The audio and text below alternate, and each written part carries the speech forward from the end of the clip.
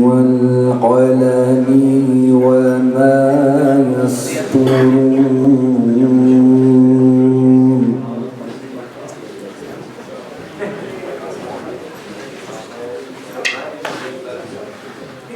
ما أنت بنعمة ربك بمجنون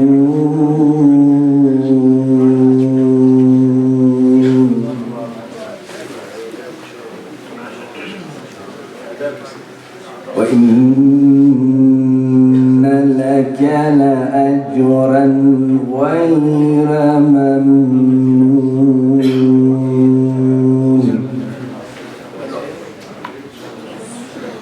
وإنك لعلى خلق عظيم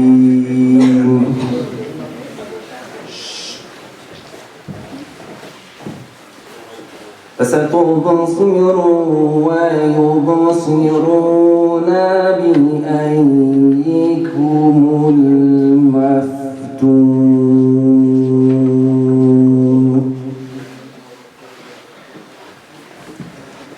إن ربك هو أعلم بمن ضل عن سبيله إن ربك هو أعلم بمن ضل عن سبيله وهو أعلم بالمهتدين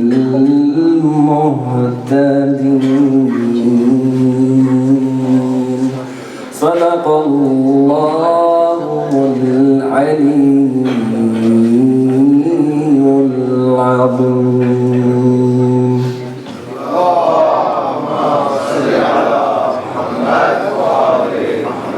I now call onto the stage Brother Zayd Shan to recite some poetry. Sallu ala Muhammad wa ala Muhammad. Allahumma salli ala Muhammad wa ala Muhammad.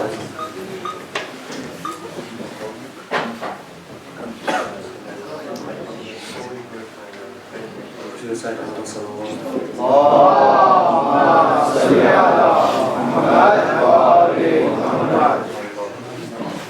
Oh my friend, the river Euphrates. Oh my friend, the river Euphrates, why didn't you give them any water? Oh my friend, the river Euphrates, why didn't you give them any water? Don't you see now I hold the headless bodies of those thirsty martyrs? Don't you see now I hold the headless bodies of those thirsty martyrs? Oh Father Ali, oh Father of Ali, why didn't you let me engulf them into the crust? Oh Father of Ali, why didn't you let me engulf them into the crust? 1,700 wounds I now bandage with my dust. 1,700 wounds I now bandage with my dust. With the grains of misery, I try to protect Zainab's hair. With the grains of misery, I try to protect Zainab's hair as she cried to the skies, why isn't my moon there? As she cried to the skies, why isn't my moon there? I see the tents burning, the caravan looted, I feel the prince of the children run. My lady is leaving, I cry, oh Zainab, where do you go? She replies, oh Karbala, my Karbala has just begun. She replies, oh Karbala, my Karbala has just begun. To recite Allah salawat.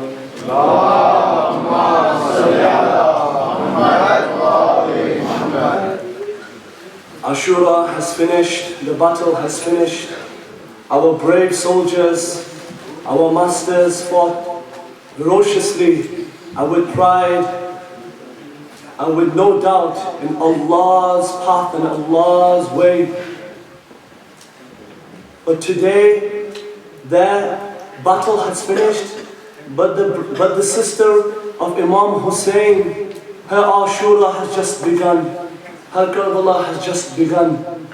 So I dedicate this poem to Lady Zainab. And without further ado, I would like to recite it with a loud salawat.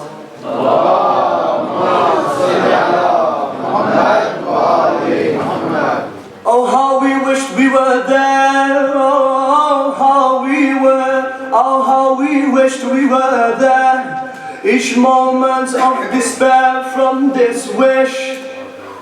Oh, how we wished we were there. Each moment of despair from this wish. So that this queen could have seen how we gave our lives for her brother. And when her heart filled with arrow was on the ground, crushed like a red flower, we would have been amongst her prayers when she cried, "Oh Allah, accept this sacrifice." For she is the one who listened to the melodies of that last night from the nightingales of Hussein's soldiers. And her love for her brother made them stand even bolder. She is the night to the moon of Hashim, for Abbas protects her with his endless sight. And the flower of Ali, as Haydar is the root to her magnificent might. As Haydar is the root to her magnificent might. For she is the cloak of her mother. For she is the cloak of her mother, bestowing upon the world Zahra's modesty and the remedy of Hassan, as she would accompany her brother abandoned and lonely. O heart that commemorate these years with their tears, O heart to commemorate this love with their years. How else can I show my sadness to this lady but with just these tears? 1,000 seeds are planted with her every step. The memories of every martyr are in her every breath. The memories of every martyr are in her every breath. When Abbas lost his arm, she carried his flag. With despair in Akbar, she strengthened Hussein's back. Against thousands and thousands, she never showed fear. And with broken heart, she kept the heart of Islam intact. She kept the heart of Islam intact. For even now, the flags of Abbas is being carried by the Zainabs of my time. And it's the Zahras who send their sons to the caravan of Karbala. For it's the Uqayyas that keep their fathers' happiness alive, and the Fatimas waiting for their beloved ones to come back to their Medina. In Hussein's eyes, I still see Zainab standing on the hill.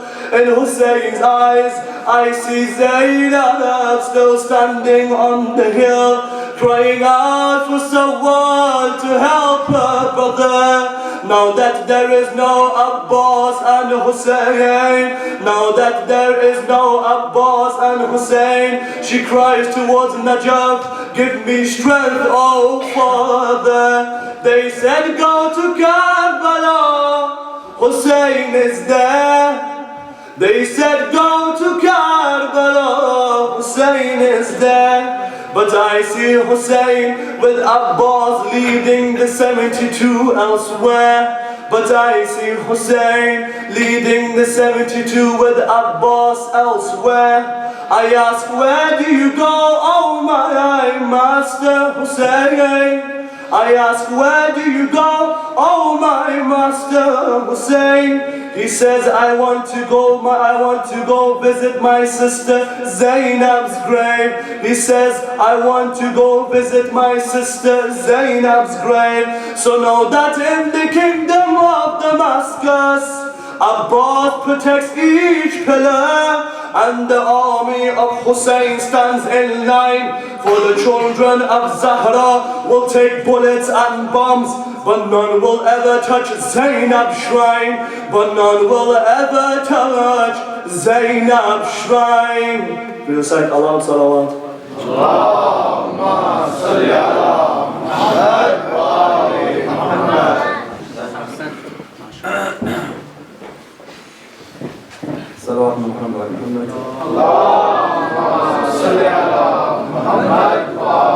Muhammad. Before we start tonight's lecture, there are a few announcements I've been requested to make. Jafriya 404 proudly presents a creative, interactive children's Muharram workshop, the title of which is Learning About the Tragedy of Karbala, with Sister Nushin Zahra on Saturday the 29th of October from 12 p.m. to 4 p.m. I've been told that the spaces are limited to 40 children, so to register your children, please contact Sister Zahra Shahreen, who will provide more information about this. There is an upcoming event like Brother was telling you in the Muharram nights with Evenings of Sorrow and Grief, which is a poetry-based event. But from this, it seems that the Shaykh will also be present in that event, which is good news for us. The likes of Imran, Dattu, Abbas Kareem, Nouri Sardar, the Tijani brothers will be reciting poetry, and Shaykh Abbas Panju will also be present, inshallah, for a lecture, I hope. That is also on Saturday, the 29th of October, same day, but that is at 7 p.m. and will be in the Manchester Islamic Institute on Sydney Street. On a regular basis, just to make you aware, so the Mahibban Quran classes for the youngsters continue on a regular weekly basis on Saturday mornings. I myself as a child attended them classes along with all the other brothers you see in Mahibban. We sort of teach from basic level to Tajweed level, which is quite an advanced level of Quran. The level above Tajweed is the ijaza that you get from the proper qaris from Egypt, Iran, etc. So the basics that the Quran classes on Saturday provide is quite a extensive level. Except for that, on a Monday night at 7:30 p.m. approximately every Monday at the Manchester Islamic Institute, a handful of brothers gather together for doing Haydariyun, which is Iranian Noha and Matam, and that is followed by an English lecture. We have brothers from the Pakistani, Khoja, Indian, Iranian, Iraqi communities present. So inshallah, I would always encourage you guys to come and participate. This sort of furthers the brotherhood, furthers our social circles and keeps us connected in a world where we definitely need to remain connected. And lastly, on a Thursday, every mosque has their Dua Kamail programs, including the 404 Center. But for those who wish to listen to the lectures in English, Dr. Bakir, as part of Spiritual Thursdays, as a offset of IUS, they do regular Dua Kamail programs in Disbury. They hire out a church currently and they do it over there. And the program is quite good. It starts with Dua Kamail, and after that is a presentation followed by various brothers and a short Q&A. And obviously because it's youth, the food is always pizzas and chicken wraps, etc., which I think most of you would be interested in. Now, before we start the program, just to tell you about the schedule of the program is the lecture, the Majalis, I should rather say, will be delivered by Shaykh Panju in the same manner he did his Majalis in Muharram. That will be followed by a Q&A session. I apologize to the sisters, there just genuinely is not enough space in the back to accommodate for the amount of brothers and sisters that are present. So they can sort of ask their questions through a text-in service, which will be, details of which will be going up, I hope, on their screens upstairs, inshallah. Now, I keep getting signals again from the back that can be asked the brothers, so when you sort of move, get up for the Shaykh, just move forward. This is the sort of mahol of a majlis. They are said, you know, if the Ahlul Bayt come, they won't sort of be sitting sort of right in the back trying to do their own thing. Either we're told they sit where the shoes of the mu'mineen are, or sometimes we are told they sit on the right side of the majalis. Regardless, inshallah, we should try to sort of create the mahal of the majlis. So inshallah, if you guys can stand up, there's a lot of space on the right, a lot of space on the left, and also in the front. Can I ask you guys to move forward? Now we shall welcome the Shaykh with the loudest of salawat for Muhammad wa ali Muhammad.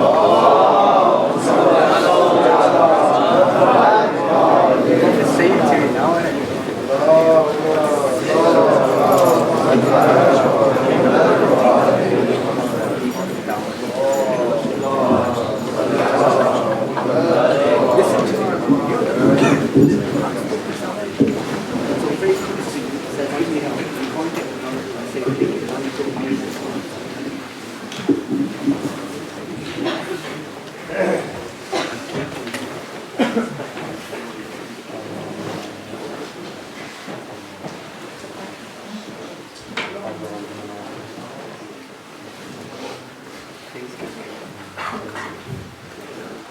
الله من قرأ السورة المباركة الفاتحة.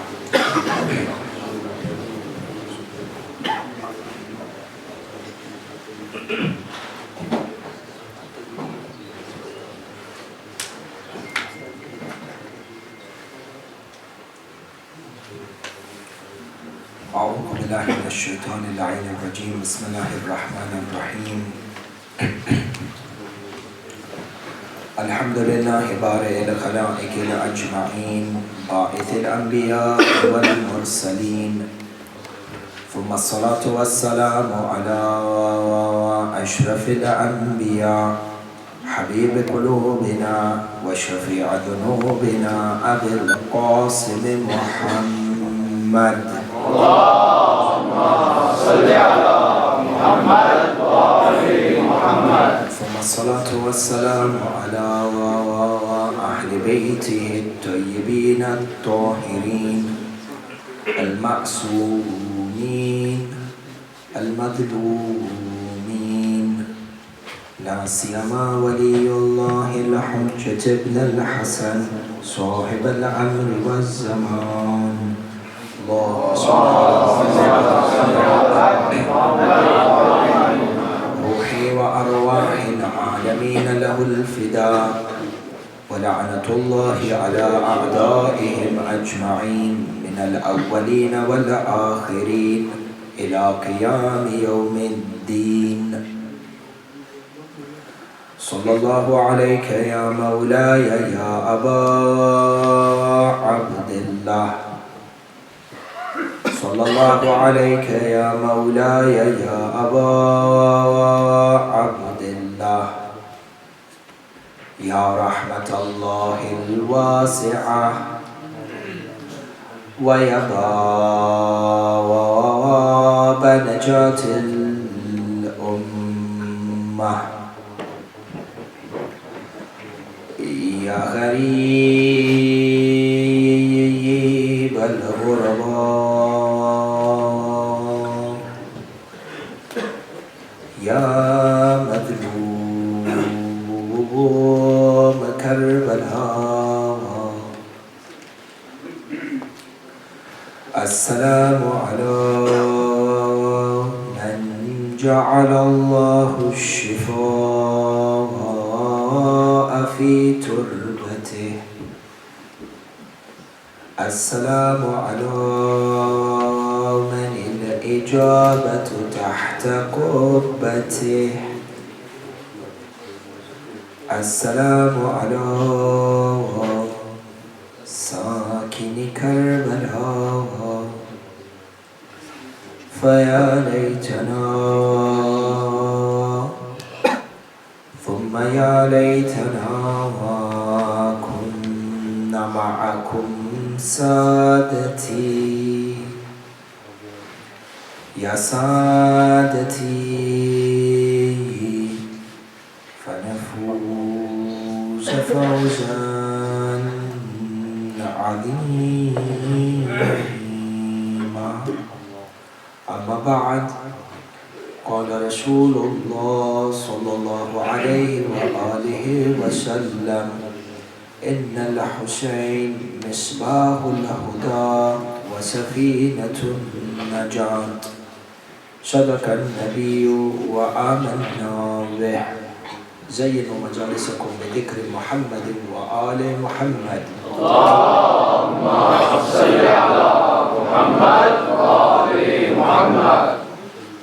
أحبائي، Hadith al-Sharif narrated by the final messenger of Islam, who is the Khatamul Anbiya. Yani, when you look at Rasulullah as a messenger of Islam and the Prophet of Allah, yes, but as part of your ma'rifah, We need to understand that this holy prophet, when he speaks, and the message Islam that he came with, is not only a continuation but a finalization of all the messages brought about by all previous prophets from Adam until Isa. You find that Rasulullah is now the end part, or what you could say is that every prophet's message was a prerequisite to prepare the nation and mankind for this final, all-inclusive, eternal message known as Islam, which would come through Rasulullah.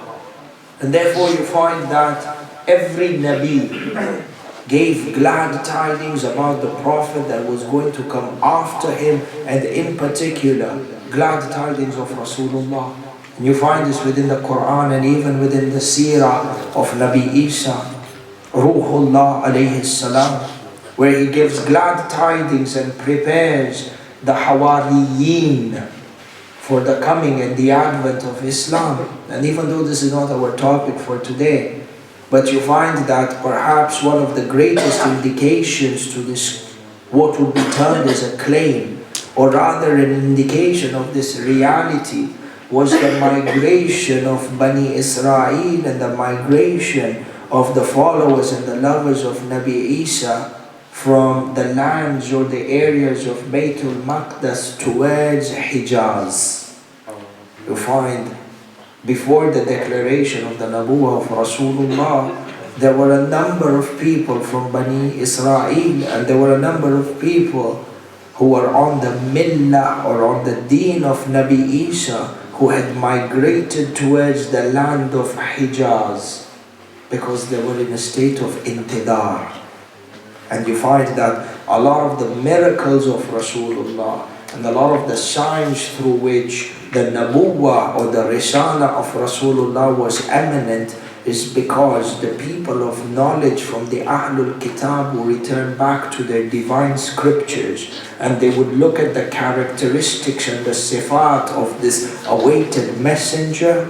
They would look through these characters and they would match it with the character of Rasulullah, and they would say, indeed, this is the one who was chosen.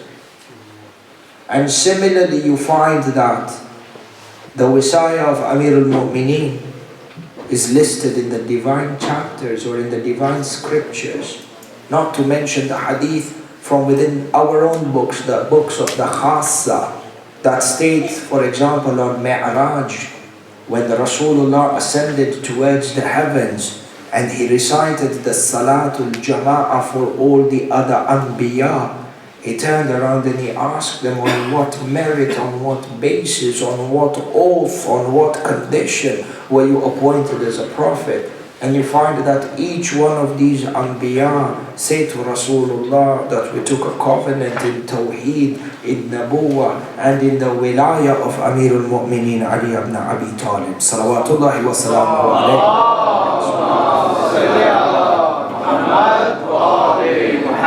And similarly, you find that the event of Karbala was foretold as was in the ilm of all the Anbiya before Rasulullah. Such that within our own hadith from the Khassa, you have Ibn Kawlaway rahmatullah alayh in his book Kamil al-Ziyarat, where he mentions certain times of the years where the Anbiya descend down to perform the ziyarat of Sayyid al-Shuhada, such that the hadith says that if you would like to shake hands with 124,000 prophets, then visit Karbala, visit Imam al-Hussein, for example, on the 15th of Sha'ban. For you find that even within the divine scriptures, the dhikr of Imam al-Hussein was made. And examples of this in history are of great numbers. You find that in the land of Syria, by Halab or Aleppo, we have two mosques over there that are mosques that signify important parts of Islamic history. You have Masjid al-Nuqta and you have Masjid al-Saqta. side by side on a mountain top. Masjidul Nuqta or Masjidul Sakta what? Masjidul Sakta from the word Sakata, fi'l madi, verb in its past tense, Sakata, which means to fall, but in the context it also is applied to a woman who has a miscarriage.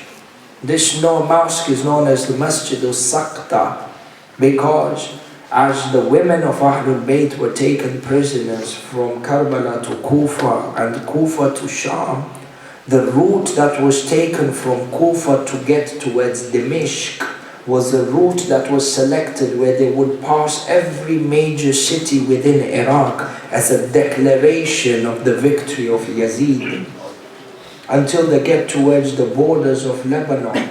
And there is a mazar over there in Ba'al-Baq, Sayyidah Khawla, one of the daughters of Imam al-Hussein, who died during this period of imprisonment due to the intensity of the travel. And they come through Halab and down to Homs, where there's Masjid Imam Sajjad, and eventually into Dimishq.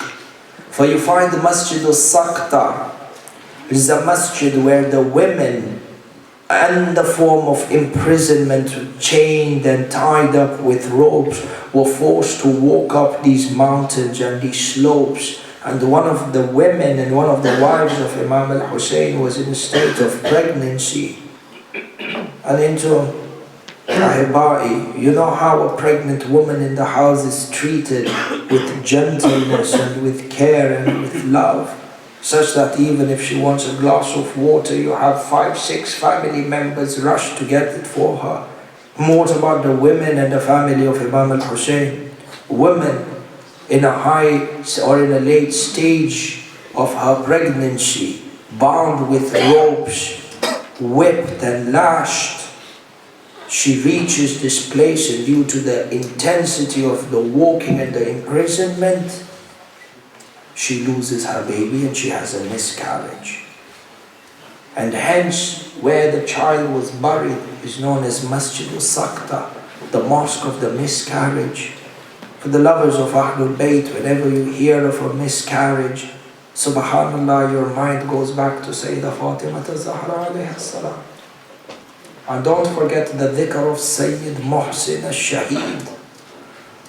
Even in these days of Muharram, that the way the poet says, had it not been that first house that was burnt after Saqifa, then the tents of Karbala would not have been burnt. Had it not been that pure rib of Sayyidah Zahra that was broken and crushed between the door and the wall, the ribs of Hussein would not have been crushed by the horses. Had Muhsin not been Shaheed, then Abdullah al-Radi, yani Ali al-Asghar, would not have been Shaheed. Miftah, the key of all this shar and this evil, is that evil that took place upon the martyrdom of Rasulullah. For you find that in this Masjid al-Sakta, next to it you have Masjid al-Nuqta. Nuqta, yani a drop. And this was a place that when the Ahlul Bayt were being taken, on one of the nights, the sacred and the blessed head of Imam al-Hussein was placed on this rock.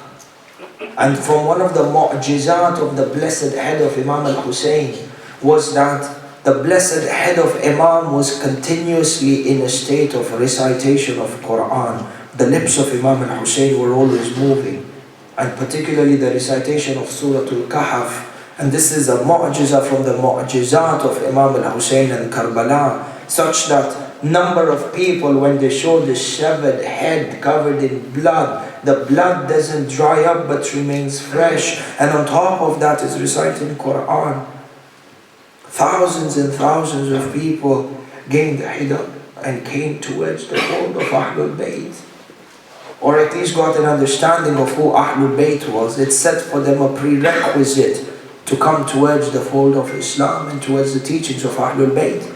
This Masjid al-Nuqta, where the head of Imam al-Hussein was placed on a rock, and this rock was there even, Allahu Alam, after the war, what happened to the mosque.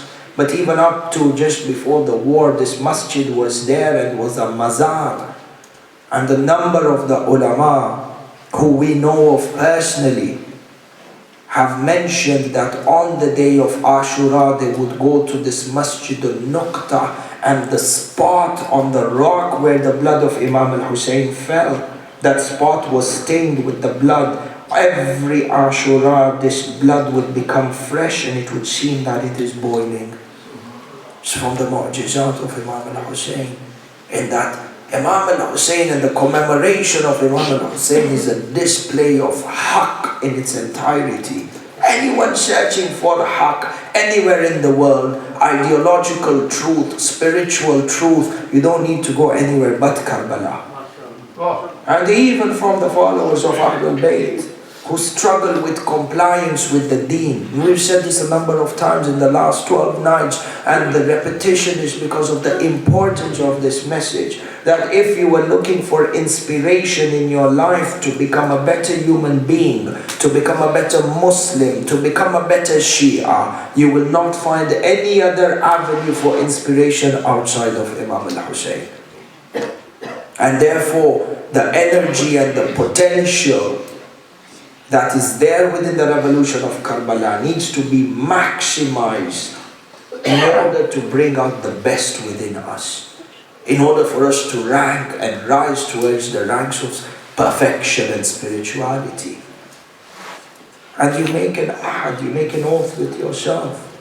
One bad habit, one bad deed you might be doing, make a pledge with Sayyid al-Shuhada, Ya Abu Abdullah, you help me overcome this bad trait. And inshallah, have this niyyah that when you see this reformation, make a pledge to go for ziyarah and go to the haram of Sayyid al-Shuhada and hold that dharih and make a pledge and thank him. Indeed, Imam al-Hussein is witness over our actions. For in any case, this Masjid al-Nuqta was essentially at that time a church. And when the prisoners were taken through this masjid, it was a resting point. At that time, what was a church? It was a resting place for the sabaya at night to sleep. While those who were taking them as prisoners from the army of Umar ibn Sa'ad and Ubaidullah ibn Ziyad, Lu'ana, you find that as they would spend the nights in intoxication and dance and music, you find that they stopped in this church. And they asked for permission to sleep at night. And the priest allowed them to come in by way of humanity, guests. But they say that this head was placed in a corner, the blessed head of Imam al-Hussein, and there was a nur that was emanating from this blessed head. And the priest is drawn towards this nur. And he says, whose severed head is this? They say that is the head of a Khariji. They said, what's the name of this Khariji? They said, Hussein ibn Ali. He goes back to his scriptures. He looks at the description of Hussein ibn Ali. He asks Shimar al-Na'in, is this Hussein ibn Ali, the son of the daughter of your prophet? They said, yes. He said, woe be upon you. Indeed, we have seen within our scriptures that the wasi and the successor of all the prophets will be beheaded by people of his own ummah. And the sifat of the beautiful and divine face of Imam al-Hussein was in his scriptures. Historians say he took the blessed hand and he began to wipe the blood and he began to hug it. The next day, he tells the people that I cannot give you this head, I'm going to bury it, I give you money instead. The likes of Shemar were mercenaries. They said, how much will you give us? He said, I give you 20 golden coins.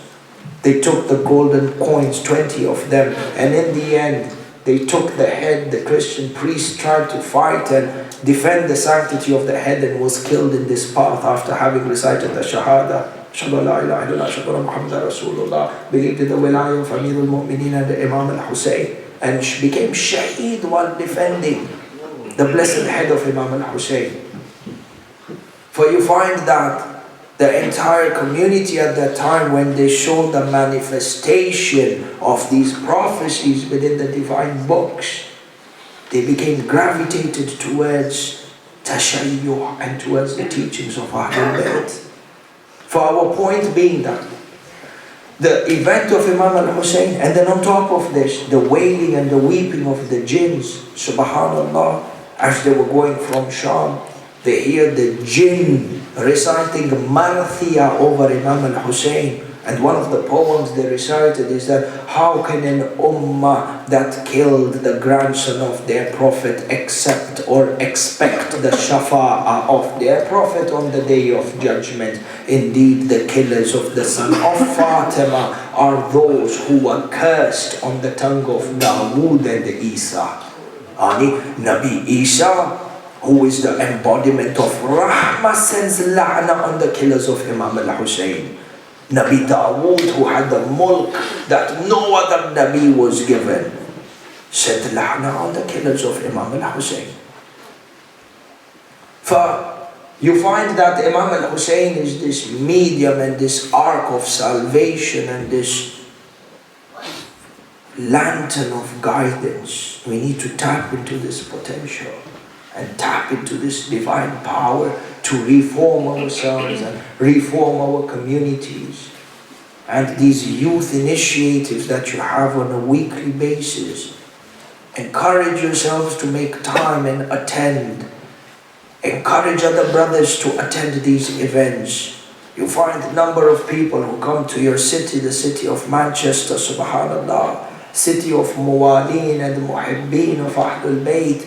You find within the universities people who come from who are the lovers of Ahlul Bayt, coming from different parts of the world, who are in essence in a form of ghurba, away from their families, away from their markazes and their Husayniyas, perhaps become vulnerable to negative influences. Entum Shabab, organize yourselves and allow them to have this connection with Imam al-Hussein.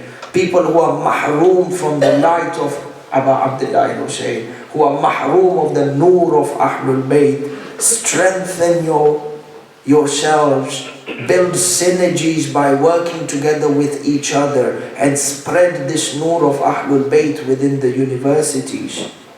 And you find that when it came to Karbala, the greatest impact that was made on Karbala was from the Shabab, from the youth. Aliyun al-Akbar, Shah Qasim, Abu al-Fadil alayhi salam, 34 years of age. Rasulullah sallallahu alayhi wa alihi wa sallam,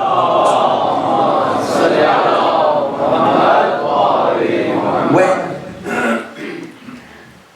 he gained victory over Makkah in the most peaceful and non-violent of ways, Fathul Makkah, he was returning back to Medina. So he needed a governor who would govern the affairs of Makkah. Who do you think Amir al-Mu'mineen would have appointed as a governor? Keeping in mind Makkah was a city of Quraysh and Kuffar who had engaged Rasulullah in close to 50-60 different wars. Ya Akhi, Badr, Uhud, Khandak is what we know of, what we read of, what is mashhur. Likes of Abu Sufyan inside of Makkah, to manage and deal with these people was not easy.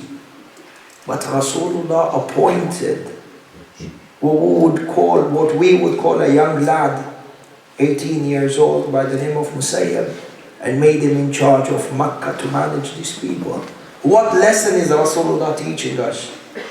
The importance of the youth taking positions of leadership, importance of youth learning their religion in order to be able to fulfill the functions of leadership. Ya subhanallah, Allah shahid, this was not even the intended topic of tonight's lecture, but subhanallah, sometimes some things are destined and messages are decreed. For it is important coming out. Do not keep in your mind that Ashura is finished and Muharram is finished and our responsibilities are finished. Abadan, responsibilities start now.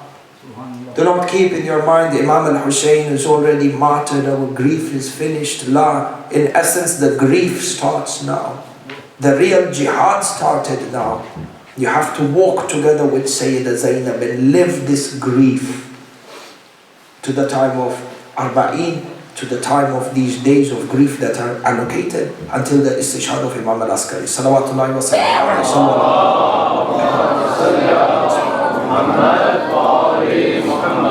These days that we live, 11th of Muharram, 12th of Muharram, 13th of Muharram, were days that were filled with a number of historical events. In fact, the historians tell us that on the evening of the day of Ashura, at the time of Asr, as soon as Imam al-Hussein was martyred, his blessed head was severed, and Umar ibn Sa'ad sent the head of Imam al-Hussein together with Shimr to Kufa immediately on the day of Ashura, at the time of Asr. And this is because Ubaydullah ibn Ziyad al-La'in was anxious to celebrate his victory.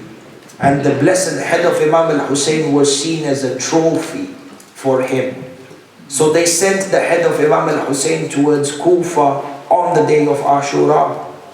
And the historians mention that it was with Shimr. Some are of the opinion that it was Khuli. But Ahna al-La'in, both of them Lu'ana. But Ahna, we believe that it was most probably Shimr, because it was Shimr who committed the crime, and it was he who was waiting for a reward. And the possibility of him giving the blessed head to Khuli in order for Khuli to take the reward is against the character. These were mercenaries who would do anything for the dunya. Allah kullin, this is a research on its own. For Shimr al-La'in goes with the blessed head of Imam al-Hussein to Kufa, because leaving from Karbala to Kufa is a number of hours on horseback. By the time he got to Kufa, Darul Imara was already closed. So he went back to his house, and he had placed the blessed head of Imam al-Hussein in a sack. The wife of Shimr was a mu'minah. So he left the sack in the courtyard of the house, and he entered into the house. He lay on his bed. His wife asks him, "Where have you been and where have you come from?" He says to his wife that I have come with the wealth of the dunya. She says to him, "And what wealth of the dunya did you bring?" He said that I killed the Khariji, and as a bounty I'm going to get great rewards. She says, "What is the name of this Khariji?" He says, "Hussein ibn Ali." She comes out of the room and she says, "Hussein ibn Ali, the grandson of Rasulullah, woe be upon you! You have not brought the wealth of the dunya, but rather you have purchased eternal damnation." She said to him, "So long as I am alive, I shall never be your wife." She runs out into the courtyard. She sees that from the sack in which the head of Imam al-Hussein was placed, there's a nur emanating towards the heavens. And she narrates that in the night, around this amud, light, a pillar of light from the head of Imam al-Hussein towards the heavens, there were white doves that were circling around this nur. She goes, she opens the sack, she sees the blessed head of Imam al-Hussein, and she begins to from her, but she refused. In the end, Shimr struck her with a sword and she died, defending the head of Imam al-Hussein. These are the events of the 10th night and the 11th of Muharram. For we want to give you a historical account of these days which you and I are living, and the importance of these days, what happened during these days. For the hadith says, or the narrations mention that on the 11th of Muharram, yani a day like today, the day which passed today, on the 11th of Muharram, at the time of Zawal, at the time of Dhuhr, Umar ibn Sa'ad collected all his men, and he said, "Take a survey of the battlefield of the plains of Karbala, and gather for me all our people who have been killed." And there were thousands of them who were killed from the army of Umar ibn Sa'ad, such that the historians narrate that from Habib ibn Madahir that he would say the war was so intense, we would kill hundreds on their sides, but it would not show. Their numbers still didn't diminish. And on our side, if even one was killed, the effect of this one man less or one man short would be seen in our ranks. Look at the numbers, 72 compared to 70,000. For they gathered all those thousands of people who were killed by Imam al-Hussein and his army. And the hadith says that Umar ibn Sa'ad recited Salat al-Mayyit over them and he buried them. And this is a lesson for us, particularly in Shabab. Not everybody who prays, not everybody who fasts is a true mu'min, is a true lover and a follower of Ahlul Bayt or on the right path. La ya akhi.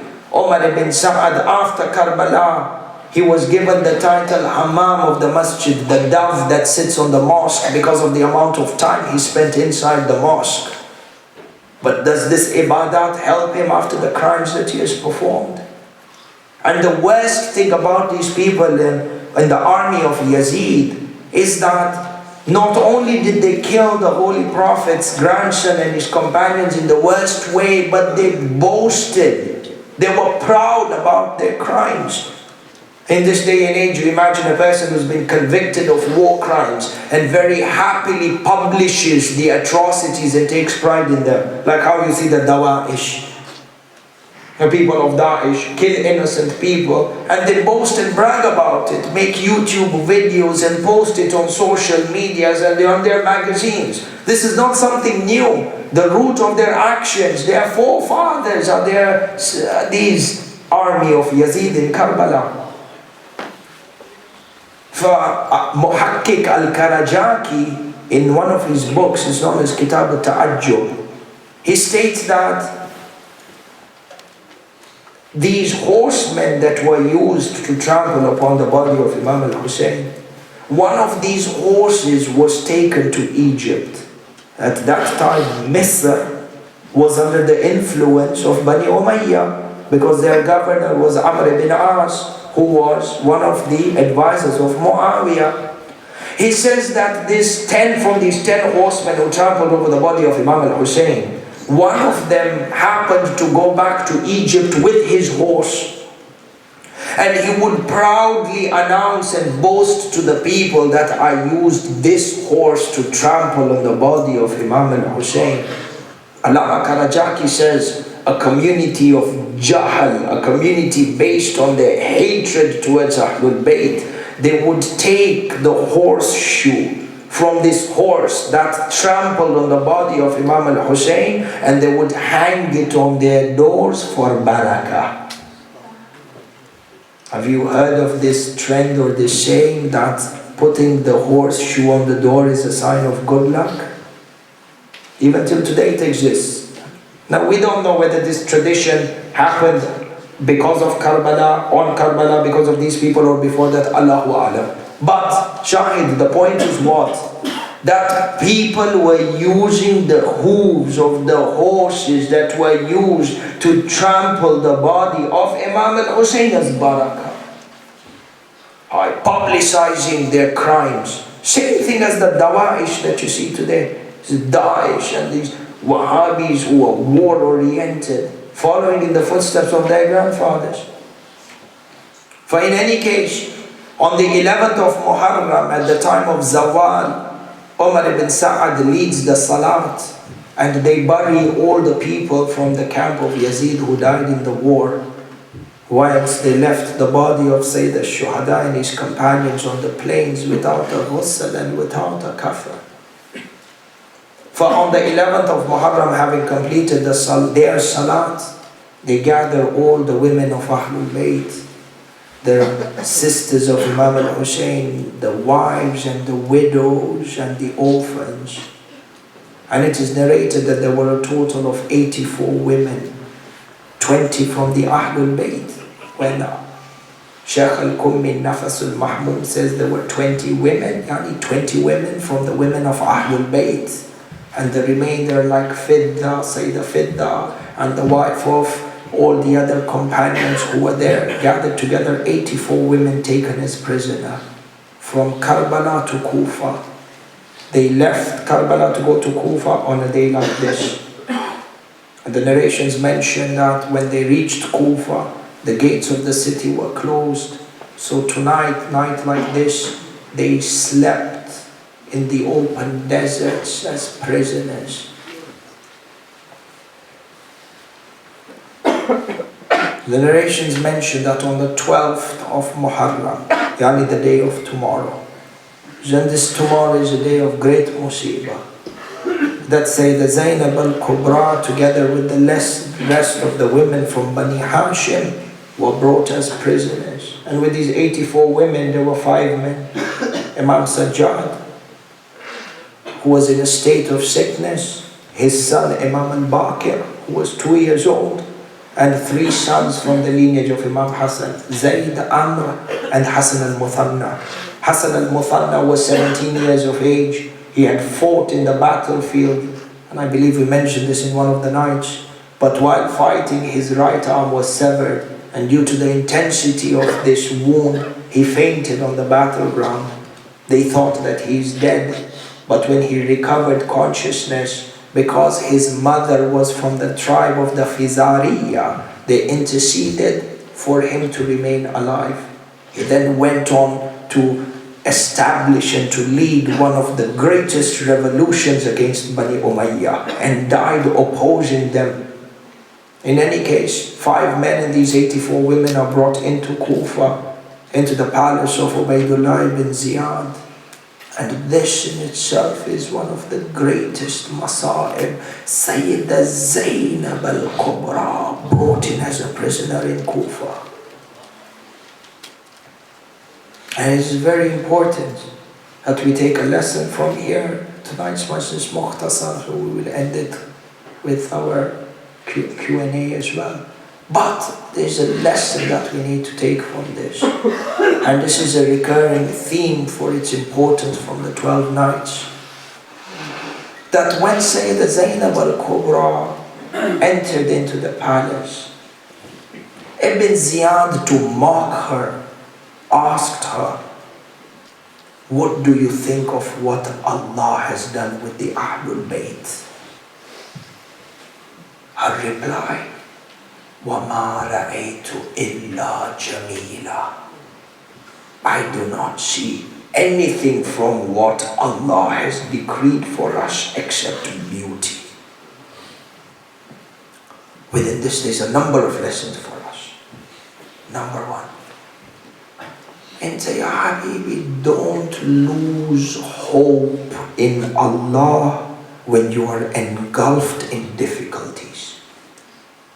Many times, when things are not going right in life, many times when we are overcome with difficulties, a person sits back and says, Ya Allah, why me? Ya Allah, why did you bring this bala on me? Ya Allah, why are my du'as not mustajab? Many times we do du'as, our du'as are not fulfilled. And it has its own hikmah. But this attitude of rebelling in front of Allah, you find sometimes when a person is going through a difficulty, he reaches a breaking point, and when he reaches this breaking point, he abandons the deen altogether. Whereas on the other hand, you find, subhanAllah, there are people, when they are encompassed with difficulties, they rely on Allah. The greater and greater the difficulty, the more and more their reliance builds in Allah. And now we need to make sure we're from this party. And the inspiration is Sayyidah Zainab, a woman whose 2 children have been martyred, her brothers have been killed and massacred and their bodies decapitated in the worst manner. A woman who is at the highest level of tadheer is brought as a captive. You find that in the face of all these difficulties, she says, "Ma ra'aytu illa jamila." Total reliance and submission in the decree of Allah. There are many, many tafasir of what Sayyidah Zainab said in this. Taban, Sayyidah Zainab knew that in order for the deen of Islam to be saved and to be sustained in order for you and I to have a religion today. Sayyidah Zainab knew that if this religion will be eternal, contingent upon her imprisonment, then she said yes to the imprisonment. فَإِحْنَا, you and I, we are indebted to Sayyidah Zainab for everything that we have in our religion. This is on one side. But lesson that we take in our daily lives. And ya akhi, build your relationship with Allah to the extent that you reach or we reach a level known as taslim. Taslim is perhaps one of the highest levels that a person can reach, where you submit to the decree of Allah. Certain things are in control in our lives. We are in control of them. But there are a number of things that you and I are not in control of. There are certain things in your life that no matter what you do, you cannot change them. They have an impact on your destiny and your decree. And when these things are not in your favor, do not abandon your belief in Allah. Rather, welcome them by saying shukr. Ya Allah, this is the manner in which you decided to test me. Then I should submit and not rebel. One of the times, this is not in Manchester, one of the places in which we are, and there was a boy and a girl, they liked each other very much. The girl's father refused for the marriage to go forward for XYZ reason. And the guy became so distraught. He became so heartbroken that he started consuming alcohol and went into drugs, stopped praying and everything. He says, I'm so heartbroken, this girl left me. Ya subhanallah, where is that iman? Where is that taqwa?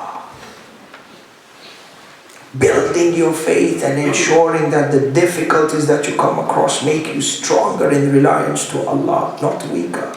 This is one lesson from perhaps one of the smallest lessons that we can take, even though the meaning is great, from the life of Sayyidah Zainab. This is number one.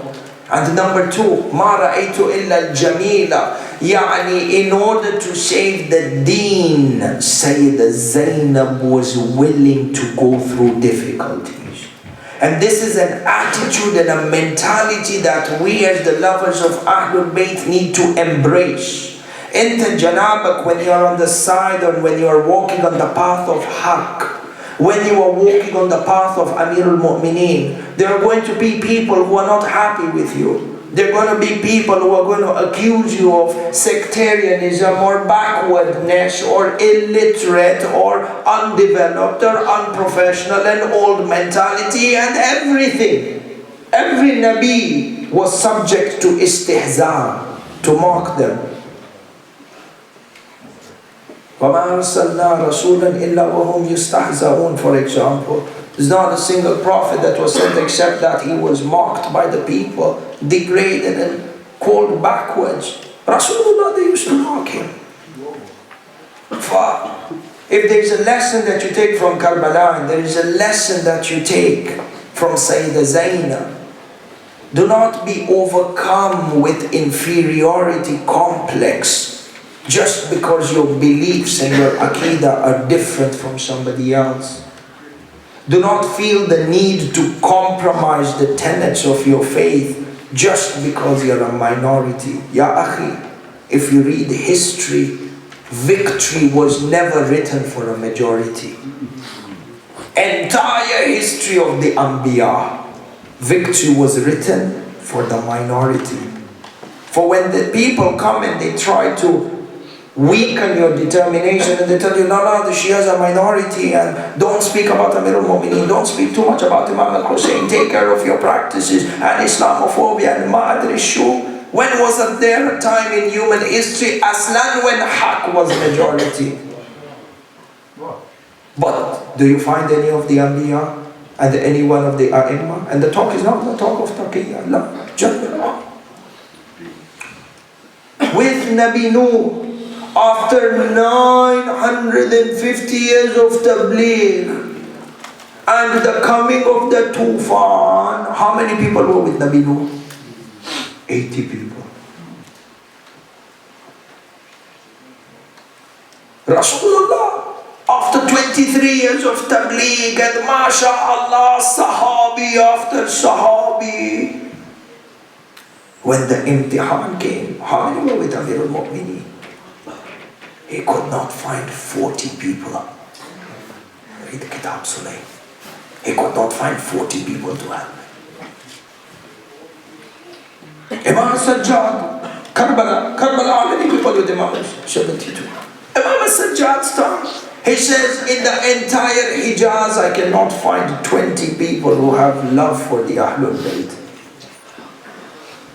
Imam al-Sadiq, one time a person comes to Imam al-Sadiq from Khurasan. He says to him, Ya Ibn Rasulullah, you have got hundreds and thousands of followers. Why don't you stand up in revolution, declare a revolution, and then we'll help you. We'll support you, 100,000 swords behind your back. Imam al-Sadiq says, really? Subhanallah. He says to the companion, they were sitting in the house of Imam al-Sadiq. He says to him, did you see that tannoor? Tannoor is like an oven. The tannoor was there. He says, do you see the tannoor? Yes. He says, can you jump inside the tannoor for me? Ajib. Rasulullah, you want me to jump into an oven that is lit? God knows what the temperature is inside and be burnt alive. He said, Ya Rasulullah, I'm so sorry. Did I offend you? Did I say something that made you unhappy? A few moments later, the servant of the Imam comes in. He has no idea what the story is. He comes into the room, Imam al-Sadiq, he says salam to the Imam. Imam al-Sadiq replies back to the salam, he says, oh Fulan, can you jump into the tannoor? No questions asked.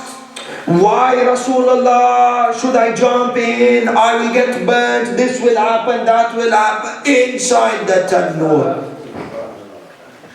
Imam al-Sadiq is sitting, this companion is watching, doesn't know what is happening. Imam al-Sadiq is speaking to him about the issues in Khurasan, Fulan, what happened, that happened, this guy, sweating. He doesn't say the hadith sweating, but what we would need. After some time, he called his companion to come out of the tannoor. He comes out of a fully lit tannoor oven, wiping the dust from his abba, not a single burn on him.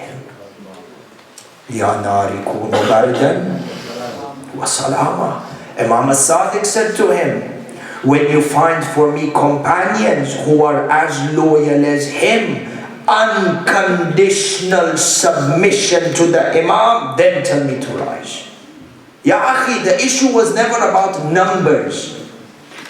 It's about the internal strength within that number, even if the numbers are few. Like we mentioned in the Quran a few days back. One sabir person overcomes 20. And therefore, we need to build this within us. And the key to this is Aqidah. Imam al-Hujjah, Ajalallah ta'ala farju sharaf, 313 men to initiate this revolution. Yes, there will be thousands and thousands of people underneath them. But the initial is what? 313. For history has always taught us that haqq is not necessarily aligned to that majority. And history has showed us that the minority has always been persecuted, has always been ostracized. But the deen reached us because they remained firm. And remaining firm doesn't mean being aggressive, doesn't mean being violent. Love, daleel with eloquence and with hikmah. And to look at problems and difficulties and obstacles in a positive manner. Yes to difficulties. Tackle them in a positive manner. And this positivity within us, because of our strong iman and our aqidah, allows us to make great leaps in making the zuhur of the 12th Imam closer and closer. Sallu ala Muhammad wa ala Muhammad. For the historians mention that On the 12th of Muharram, the women in Ahlul Bayt were in Kufa and they spent that night in prison, which is the day of tomorrow. So tomorrow, Ahlul Bayt are brought as prisoners into Sham, into Kufa. It's a day which is nahas, and a day of grief, a day of azab. And tomorrow night, they spent their first night in Kufa as prisoners. And the hadith says that Imam as-Sajjad left miraculously from the prison of Kufa to go to Karbala. And miracles happen, and these are a part of our religion. الَّذِينَ يُؤْمِنُونَ بِالْغَيْبِ, beginning verses of Surah Al-Baqarah. Because we have in our traditions only a ma'soom imam can bury another ma'soom. For by way of miracle, Imam as-Sajjad left the prisons of Kufa on the 13th of Muharram, and he comes into Karbala. He comes to the land of Karbala and he sees the tribe of Bani Asad surrounded. They want to bury the bodies of the shuhada, but they don't know how to bury these bodies. They couldn't identify. Ya akhi, a dead body or a person is identified through the head. Wa wayla, the shuhada of Karbala, none of them have a head on their bodies. For the narrations mention that Imam as-Sajjad comes to Karbala. The Bani Asad move away, and Imam as-Sajjad says to them that I shall lead the ceremonies of burying my father and my uncles, my cousins and my companions, and the Bani Asad would help. We have in our hadith that Rasulullah himself had dug the grave of Imam al-Hussein. Allah. This is on the day of Ashura. Salama sees in her dream Rasulullah covered in sand and covered in dust, his face and his blessed beard. Salama asks him, Ya Rasulullah, why is it that you are in a state of distress, covered in sand and dust? He says to her, O Salama, my grandson Hussein has been killed in Karbala and I am still completing to dig his grave. Allah, Allah. Salama wakes up, she's in Medina, and she looks at this qarura, this bottle of turba that was given to her, and she sees that it has become into blood. For Imam as-Sajjad goes to edge the graves and he finds this grave that was dug by Rasulullah. He begins to bury each one of the companions together. A separate grave was made for all the shuhada of Imam al-Hussein from the companions and the Ansar to be buried together. Habib ibn Madahir was given his own grave and buried in a separate spot. I don't know what went through the heart of Sajjad when he went to edge the river Furat.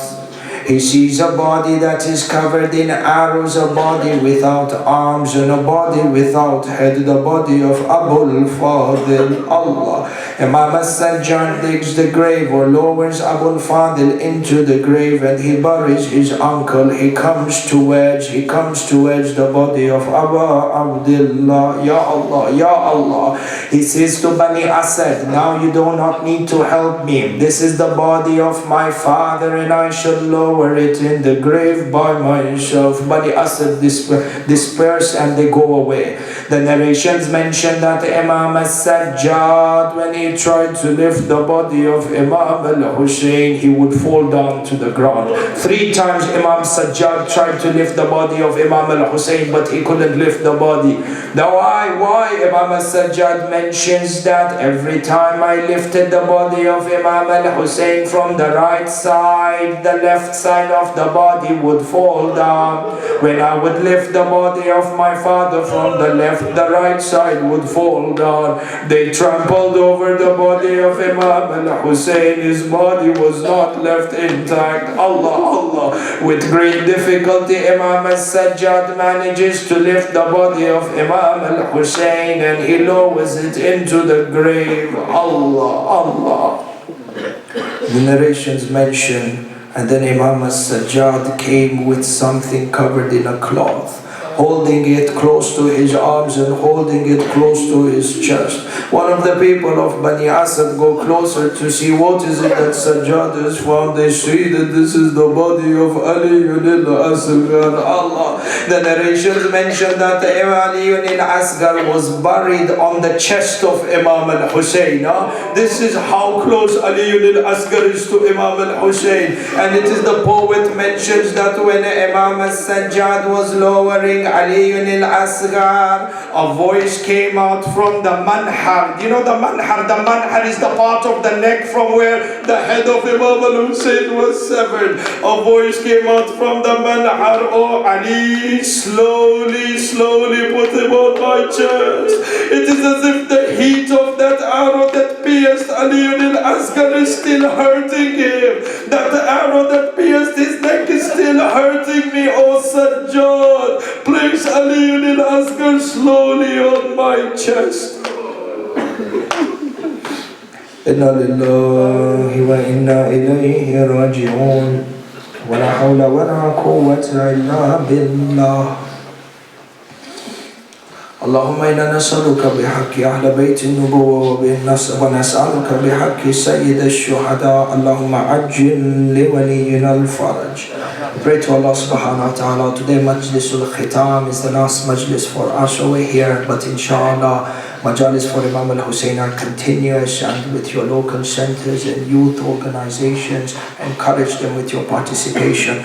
We pray to Allah subhanahu wa ta'ala by the sake of Sayyid al-Shuhada to hasten the reappearance of Imam al-Hujjah. We pray to Allah subhanahu wa ta'ala by the sake of Sayyid al-Shuhada to protect our virtuous Maraja, Ya Allah. We pray to Allah subhanahu wa ta'ala through the sake of Sayyid al-Shuhada to make us from amongst the Ansar and the Ashab of the awaited Imam. Ya Allah, we ask you by the sake of Sayyid al-Shuhada, Mu'mineen and Mu'minat who have been attending these Majalis of Imam al-Hussein, Ya Allah, you accept from them their azah. Ya Allah, Mu'mineen and Mu'minat from all the different centers, including this 404 center and youth of Muhibban, Ya Allah, 10th day, all the Shabab who have been participating in the service of Imam al-Hussein, managing committee of 404, Ya Allah, accept all their efforts and give them the highest level of reward by the way of Sayyid al-Shuhada. Ya Allah, Mu'mineen and Mu'minat who have been attending these Majalis and have been weeping over Imam al-Hussein, wherever they are, Ya Allah, by the sake of Sayyid al-Shuhada, you fulfill all their du'as. Ya Allah, you fulfill their hajat. Mu'mineen and Mu'minat who are not in the best of health, Ya Allah, you grant them shafa'ah. Our marhumeen and marhumat who have passed away, Ya Allah, make their graves into a garden from the gardens of Jannah. By the sake of Sayyid al-Shuhada, Ya Allah, protect our iman. Ya Allah, by the sake of Sayyid al-Shuhada, grant us the inspiration to do amal and to live our lives as per the values of Imam al-Hussein. Wa akhiru da'wana anil hamdulillahi rabbil alameen. Yaqulu Allah ta'ala fi kitabihi al-hakim. Bismillahir rahmanir rahim. Inna Allah wa malaikatahu yusalluna ala al-nabi. Ya ayyuhalladhina amanu sallu alayhi wa sallimu taslima. Allahumma salli ala Muhammad wa ali Muhammad.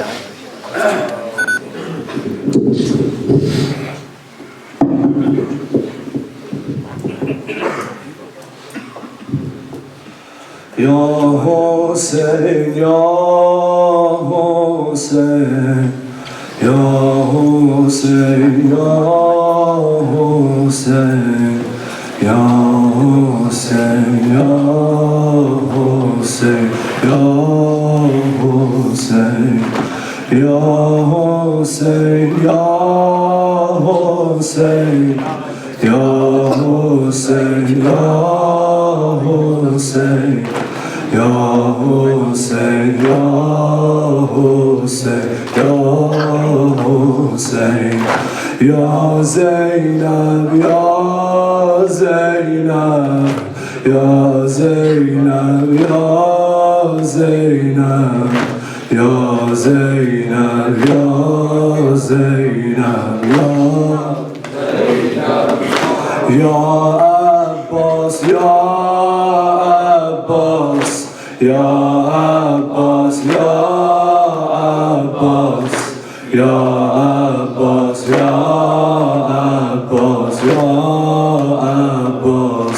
Ya Hussein, Ya Hussein, Ya Hussein, Ya Hussein, Ya Hussein, Ya Hussein, Ya Hussein. Today, not only we cry and not only we beat our chest, but today know that Lady Zainab and the captives from the camp of Imam Hussein are beating and lamenting for Imam Hussein and all the shuhada of Karbala. But there's a difference, my brothers and sisters. There's a difference between the beating of our chests and the beating of Lady Zainab. We beat our chests with nothing in our arms. Lady Zainab beats her chest with chains around her arms.